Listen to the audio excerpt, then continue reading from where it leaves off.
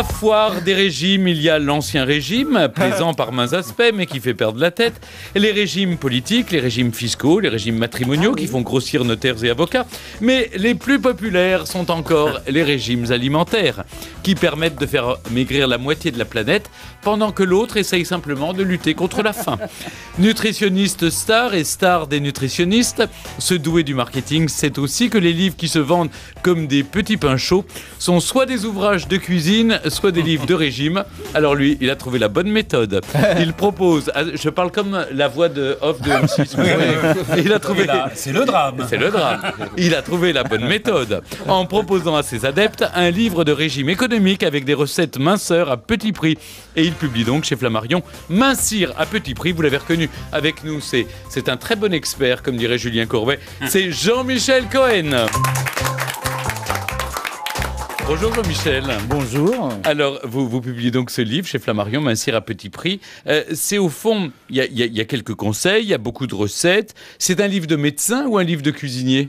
Ah, c'est drôle parce que c'est le début de ma carrière. Quand j'ai choisi d'être nutritionniste, pendant des années à l'hôpital, je montais dans les services pour voir les patients. Et pendant des années, mes collègues me prenaient pour le chef de cuisine. Parce que je disais aux gens, qu'est-ce que vous mangez le midi, etc. Et il y avait l'interne qui était à côté. Il disait, il est marrant, le mec, là, il vient questionner les gens pour savoir ce qu'on mange à l'hôpital. Mais en fait, déjà à l'époque, on confondait nutrition et chef de cuisine. Bon, nutritionniste, c'est un peu des deux. C'est un peu les deux. C'est un monsieur qui joue avec les aliments et qui arrive à proposer des recettes aux gens pour les aider soit à perdre du poids, soit à être en bonne santé. Alors justement, on va parler évidemment tout au long de cette émission, de façon ludique d'ailleurs, de cette manière de perdre du poids. Vous dites qu'au fond, on ne peut pas maigrir si on ne prend pas de plaisir en mangeant.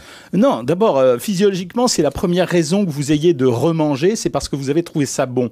Quand vous réfléchissez, vous savez très bien que votre cœur bat à un rythme autonome, vous respirez sans y penser, et en fait, pour manger, vous êtes obligé de penser à manger. Donc, il a fallu que ce soit bon pour que vous mangiez. La deuxième raison, c'est que les hommes, pendant longtemps, ont évité les aliments poison, simplement en faisant la distinction sur le fait que ce qui était mauvais était souvent poison pour eux, c'était le cas des plantes quand elles étaient amères, et ce qui était bon pour leur santé. Donc le côté plaisir de l'aliment conduit vers une alimentation autonome et spontanée. Pardon, mais moi j'ai compris le principe inverse pour maigrir. Quand c'est bon, c'est pas bon pour la santé. C'est-à-dire, dès que j'aime tout ce qui est pâtisserie, chocolat, quand c'est bon, je touche pas.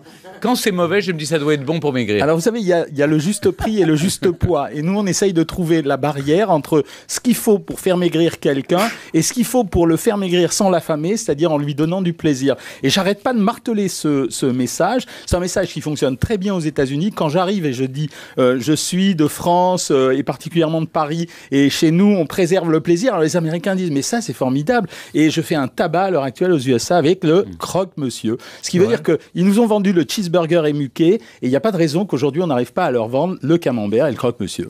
Bon, écoutez, on va en parler. On peut vraiment faire des recettes à 1 euro ? Parce que c'est le pari de votre livre. Hein. Oui, c'est des recettes à moins de 1 euro même. J'anticipe sur la question qu'on me pose régulièrement, que vous me posez régulièrement en me disant il y a le Cohen nouveau qui vient d'arriver cette année. Oui, mon rôle c'est ma question d'après. Mais je savais. Voilà. On se connaît depuis trop longtemps. C'est votre 15e livre, vous venez chaque année, je me dis tiens, voilà, encore un livre à grignoter. C'est un livre de poids, vous le savez. Oui, bien sûr. Ça y a le poids. On peut réciter tout ce qu'on a dit depuis 15 ans avec Stéphane. Mais il est beau, il faut le dire, il est beau. Merci, mais le principe d'un livre, c'est d'être lu, donc ça veut dire qu'il faut qu'il soit intéressant. Et moi, mon rôle, c'est de coller à la société du moment. Ça veut dire que, par exemple, depuis quelque temps, la société du moment, c'est d'essayer de développer la nutrition dans un cadre festif et agréable. Et ces temps-ci, comme on est en période de crise, c'est d'essayer de faire comprendre aux gens qu'on peut faire des économies, pas seulement en rabotant sur le forfait téléphonique, mais en rabotant sur la qualité de la nourriture, sur la préparation des recettes, et en leur expliquant que les vieilles recettes ménagères d'auparavant fonctionnent et qu'on peut manger à pas trop cher, bon, et faire un régime d'ailleurs sans que ça soit trop coûteux. Et surtout, c'est vraiment des recettes à petit prix, mais qui ont l'air excellentes. Et alors, quand on cuisine, il faut cuisiner. Alors ça me fait mourir de rire. Je fais la même réflexion que partout ailleurs, c'est-à-dire qu'on entend dans le monde entier la notion du fait que les gens sont pressés, qu'il ne faut pas perdre de temps à la cuisine, et quand vous ouvrez la télévision, vous tombez toujours sur un show télévisé qui parle de cuisine. Donc oui, on est obligé de cuisiner. cuisiner, mais il y a des techniques pour cuisiner qui peuvent abréger le temps de préparation. C'est mon rôle d'apprendre ça aux gens. C'est manger froid déjà. Manger froid, d'assembler les aliments, de manger des sandwichs qui peuvent être intelligemment faits. Les sandwichs, c'est bon. Et un sandwich, c'est pas cher. Oui, mais ça fait pas maigrir, au contraire. Vous savez, quand j'étais tout petit, on vous regardait déjà à la télévision. Oui, j'étais gros. Oh non. Oh non, il n'y a pas de raison quand même. On vous regardait. Et ma mère faisait à l'époque des plats de croque-monsieur qui étaient un assemblage de pain, produits céréaliers avec des protéines, un peu de matière grasse. C'est pas cher. Ça correspond à un repas de régime. Et en même temps, ça peut être délicieux si c'est bien préparé. Comment vous expliquez que les livres qui se vendent le plus en ce moment sont justement, je disais, ces livres à la fois de cuisine et les livres de régime? C'est-à-dire que la France a vraiment un problème avec son poids? Oui, alors d'une façon générale, les médecins ont accrédité la notion. Pendant longtemps, il y a une hypocrisie. Quand les gens rentrent dans mon bureau, ils disent tous en général en consultation qu'ils viennent maigrir pour leur santé. Mais 95% des demandes d'amaigrissement sont liées à la cosmétique. Et les médecins ont accrédité cette demande cosmétique. Ça veut dire que depuis 20 ans, en disant, en martelant le message que être trop gros n'est pas bon pour la santé, on a donné ces lettres de noblesse au régime et à la nutrition. C'est vrai que c'est pas bon, puisque vous n'arrêtez pas de dire que l'obésité, c'est ce qui va nous rendre tous malades. Ça réduit l'espérance de vie, mais ce qu'on demande aux gens, c'est de ne pas être maigre, puisque très récemment, on a des... c'est bien d'avoir un peu de surpoids. Après 60 ans. Après 60 ans, avoir un tout petit excédent de poids de 3-4 kilos semblerait allonger l'espérance de vie des gens. Donc ça veut dire qu'il y a une limite très fine, j'ai oublié votre question du coup, il y a une limite très fine à cette demande de perte de poids. Alors, le succès est lié au fait que... Et puis, on a besoin, je crois que dans une société qui s'éclate à l'heure actuelle, qui a des moyens de diffusion, d'information énormes, on a besoin de se recentrer un peu sur le foyer, sur soi-même et sur les plaisirs qu'on se donne à soi-même. Et manger est un plaisir qu'on se donne à soi-même. Donc l'alliance des deux fait l'explosion de ces livres de régime et de ces livres de nutrition. Michel, première rumeur, vous seriez très maniaque et sur votre bureau, il faut que chaque objet soit à sa place. Il y a un dictaphone à gauche, un ordinateur à droite, etc. C'est pas tout à fait exact. Je suis connu pour être très bordélique. Ah bon? Ça veut dire que, enfin, au dire de ma femme, ça veut dire elle dit que mon bureau c'est une poubelle. Donc, mais c'est vrai que j'adore avoir des feuilles partout et que je sais où se trouve chaque chose. Non, sur mon bureau, il y a deux choses qui marquent l'esprit des gens. J'ai toujours une canette de soda diététique et un café. Voilà, ça c'est mon obsession. Il doit être froid depuis le temps. Mais je l'aime bien froid. D'accord. Deuxième rumeur, flambeur, vous auriez une passion pour les belles voitures et les casinos. Il vous est même arrivé de jouer plus que vous n'aviez.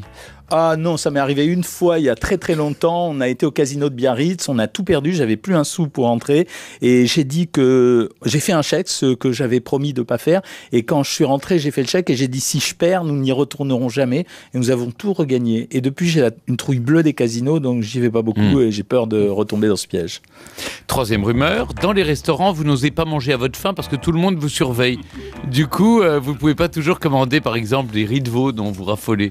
Ouais, c'est vrai. C'est vrai parce que chaque fois que je suis dans un restaurant, il y a toujours quelqu'un de bien intentionné qui vient et qui pointe le doigt à 1 centimètre de mon assiette et dit « Ouais, le nutritionniste, il a des frites dans son assiette. » Et c'est vrai que c'est hyper gênant. Alors, je commande toujours sol grillé, salade. Voilà. Ah oui, vous êtes obligé de faire du régime. Mais vous inquiétez pas, à la maison, je me rattrape. D'accord.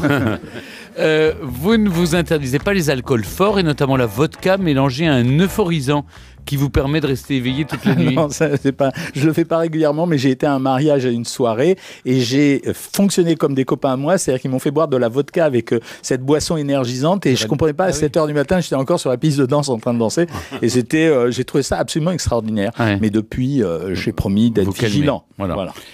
Autre rumeur, au petit déjeuner, vous savez, Jean-Pierre Coff trempe des tartines de camembert dans son café au lait. Vous, ce sont des tartines de Roquefort. Ah ouais, c'est vrai. J'ai une passion pour le Roquefort. Ça veut dire que j'adore le manger sur un bout de pain le matin. Mais en fait, c'est un choix stratégique de nutritionniste parce que j'aime le Roquefort.